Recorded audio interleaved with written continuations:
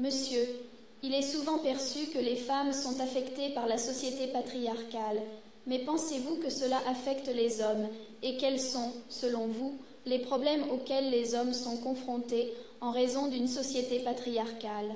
Voyez-vous, le patriarcat est un grand asservissement. Le patriarcat est un état d'esprit. Et quel est son état d'esprit? S'il vous plaît, faites attention. Le patriarcat consiste à croire que votre rôle dans la vie est déterminé par votre genre, c'est cela le patriarcat. Maintenant, le patriarcat est oppressif des deux côtés.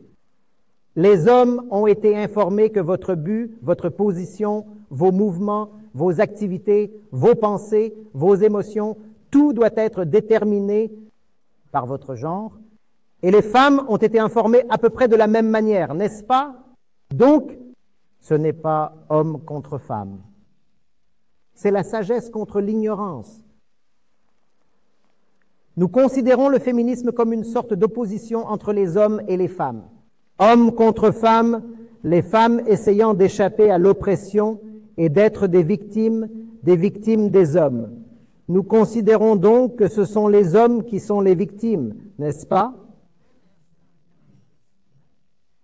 Apparemment, c'est vrai, il est évident que ce sont les hommes qui exploitent et oppriment, mais si vous allez un peu plus loin, comme le Vedanta vous y encourage, vous direz que non, ce n'est pas que les hommes oppriment les femmes, il y a un ennemi commun et le nom de cet ennemi commun est l'ignorance. C'est à cause de l'ignorance que les hommes continuent d'être des hommes et que les femmes continuent d'être des femmes. Le fait est que, en tant qu'être humain, votre nature est une conscience pure. Pourquoi vous appelez-vous homme? Pourquoi vous appelez-vous femme?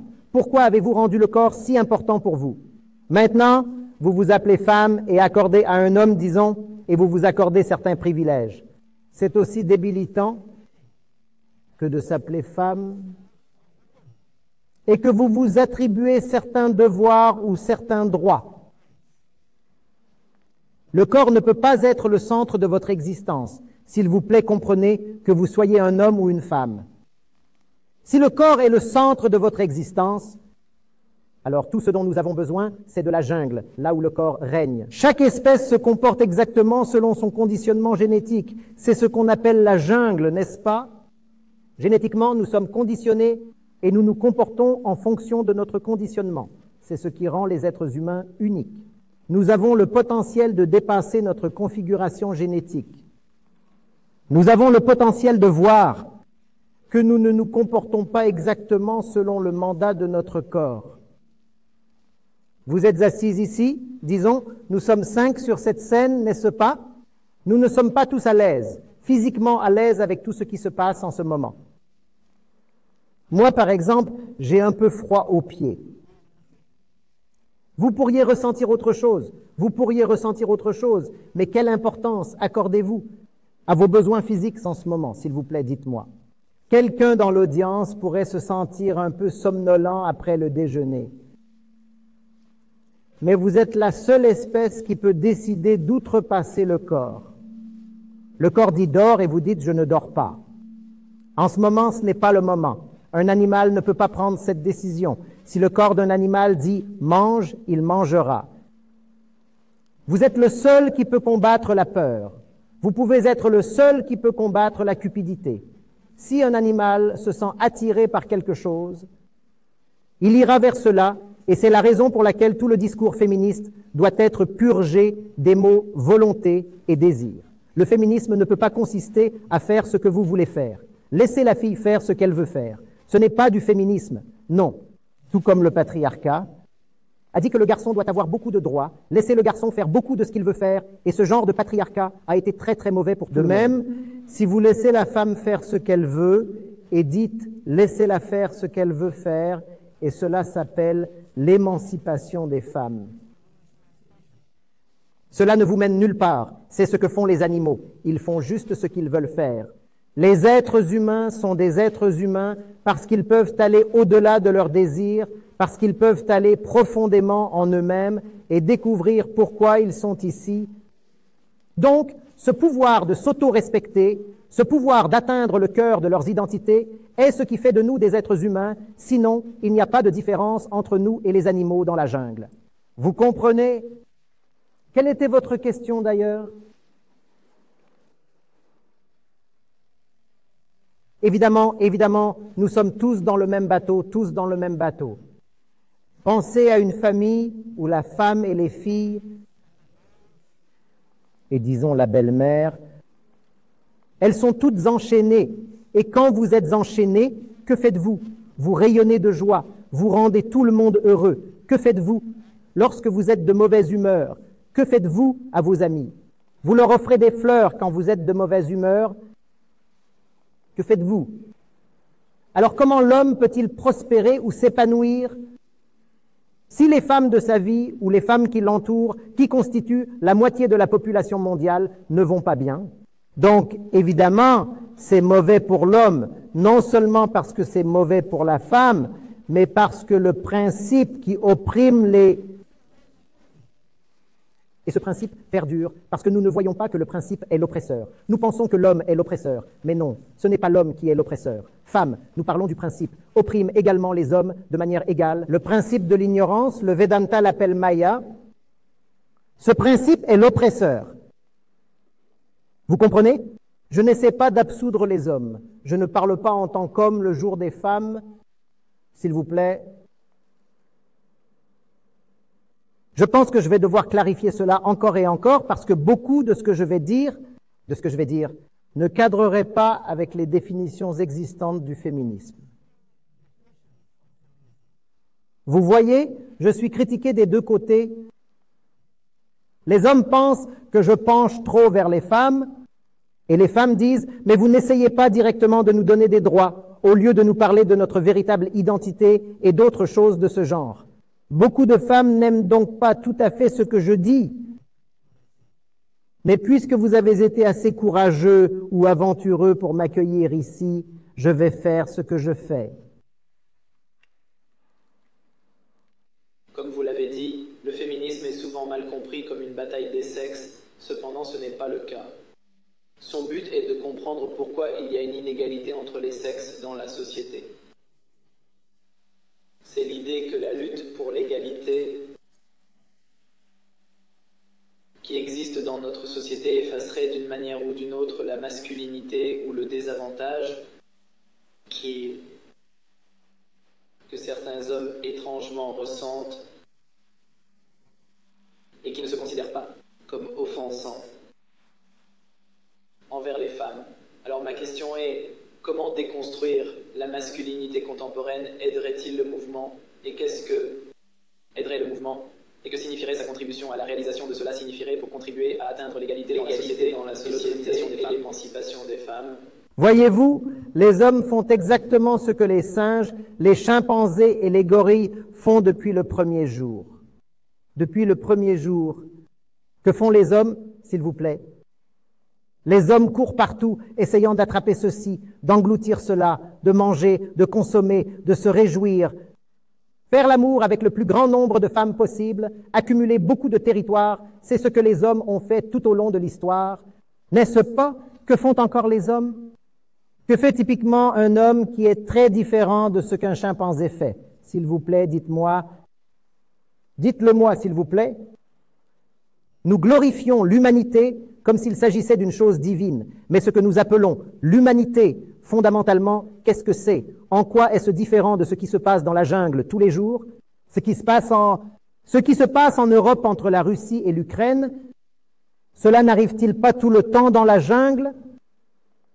Vous savez ce que font les chiens. Vous devez avoir quelques chiens dans votre campus. Vous savez ce que font les chiens, n'est-ce pas?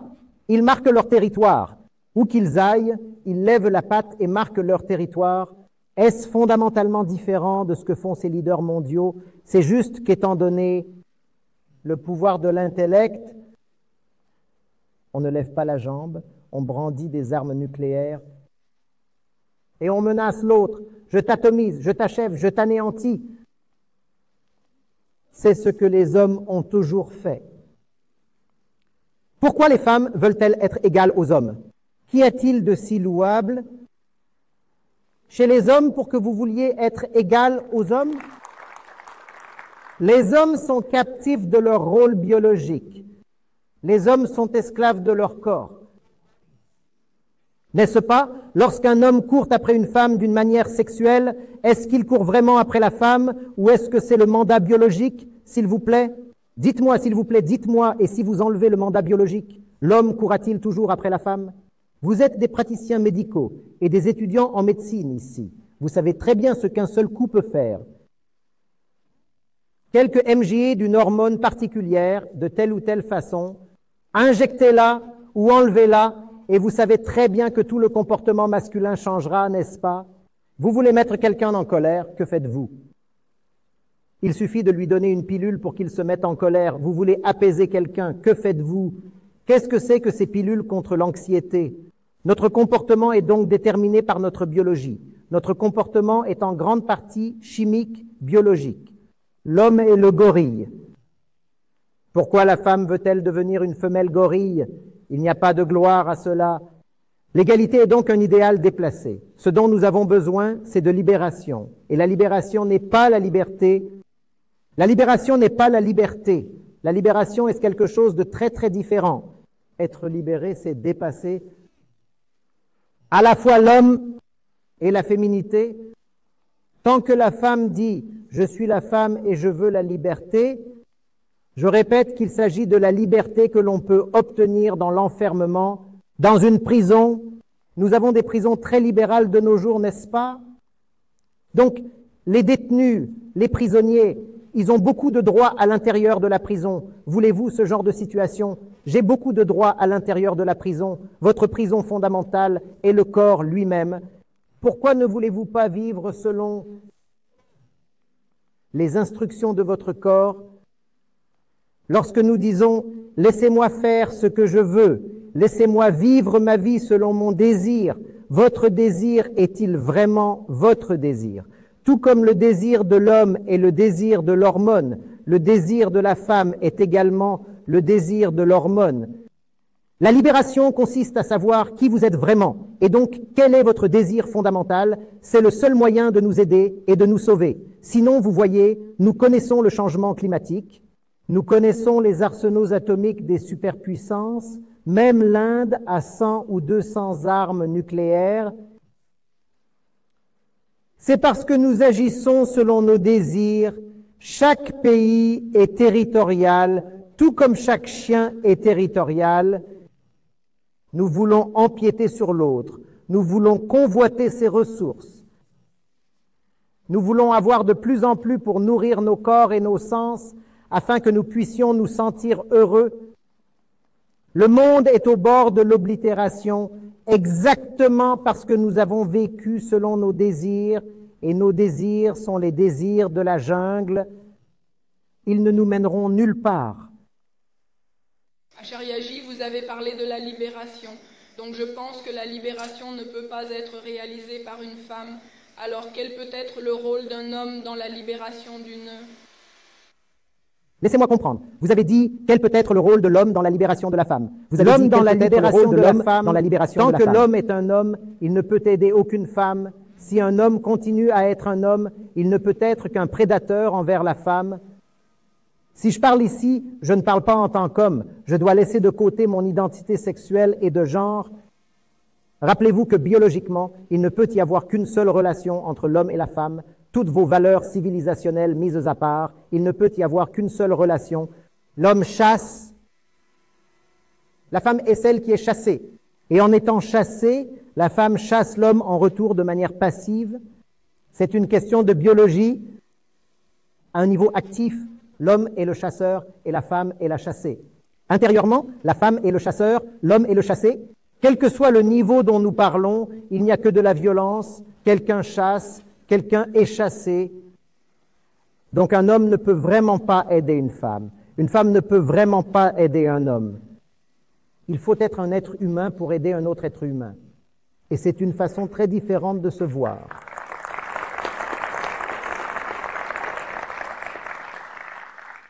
Et lorsque vous êtes un être humain, ce n'est pas seulement l'homme ou la femme que vous aidez l'existence entière, vous vous occupez des oiseaux, des abeilles, des chiens, des écureuils, des poissons, et vous ne pouvez pas dire « Oh, je participe au mouvement de libération de la femme, maintenant où est mon mouton Chahap ?» Comment est-il possible que vous ayez autant d'empathie envers les femmes, mais pas pour la chèvre? Comment est-ce possible? Quand vous êtes vraiment éveillé, ce n'est pas seulement le sexe qui vous préoccupe. Vous vous souciez de toute conscience parce que vous réalisez que la conscience est le but de la vie.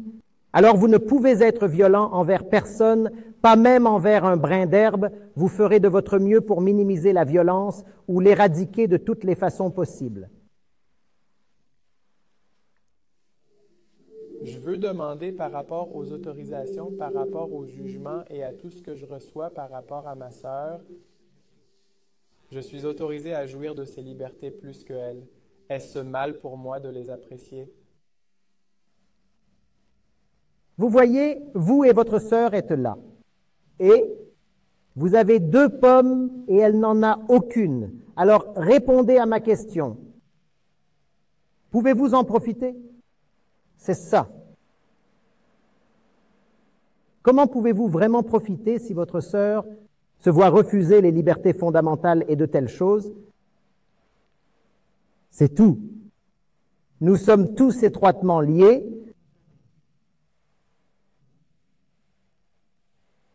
La spiritualité profonde dirait que nous ne faisons qu'un. N'allons pas jusqu'à ce point, mais voyons au moins que nous sommes tous menons, une existence très interdépendante. Il n'est pas possible pour un seul homme d'être joyeux alors que d'autres autour de lui sont dans la misère, surtout si l'autre dont vous parlez est votre propre sœur. Comment pourriez-vous sortir, par exemple, et regarder un match de cricket au stade ou sortir le soir lorsque vous savez que votre sœur aussi est une passionnée de cricket et qu'elle n'est pas autorisée à venir? N'est-ce pas chaque parcelle de joie ne va-t-elle pas vous faire souffrir? De plus, vous savez que vous l'avez et que quelqu'un ne l'a pas. Et celui qui ne l'a pas, vous l'aimez. Vous l'aimez. Est-ce alors du plaisir ou de la souffrance pour vous? Vous restez affamé et on me donne beaucoup de nourriture qui est délicieuse et nutritive. Et la nourriture est délicieuse et nutritive. Chaque bouchée de nourriture maintenant, est-ce agréable pour moi ou est-ce encore plus de souffrance? Oui. Avec ça, je peux comprendre. Je comprends vraiment ce que vous dites et je comprends totalement ça. Donc, je demande aussi par rapport aux opportunités que ce monde me offre, comme je sais pourquoi ma sœur elle-même me dit que je ne peux pas faire ça. Mais alors, personne ne t'a arrêté, donc tu vas et tu le fais. En ce qui concerne les opportunités, mais moi-même, en tant que personne qui, parce que je sais que je l'aime, donc ne devrais-je pas faire ces choses, saisir, profiter de ces opportunités? Devrais-je juste... Tout d'abord, c'est très généreux de la part de votre sœur et très aimant de la part de votre sœur de vous demander de saisir les opportunités qui s'offrent à vous. De vous demander de saisir les opportunités qui s'offrent à vous et toutes les libertés que vous pouvez obtenir, même si on lui refuse ces opportunités et ces libertés, c'est très généreux de sa part. Maintenant, c'est son point de vue. Elle est généreuse. Que fais-tu? Que fais-tu? Elle est bonne. Bien. Mon frère, on ne me donne pas les bonnes choses de la vie, mais si on te les offre, accepte-les. N'est-ce pas? C'est son cœur. Maintenant, où est ton cœur?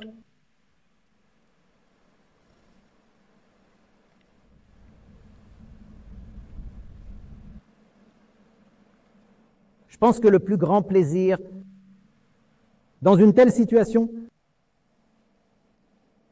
serait de s'assurer qu'elle reçoive un peu de ce que vous recevez.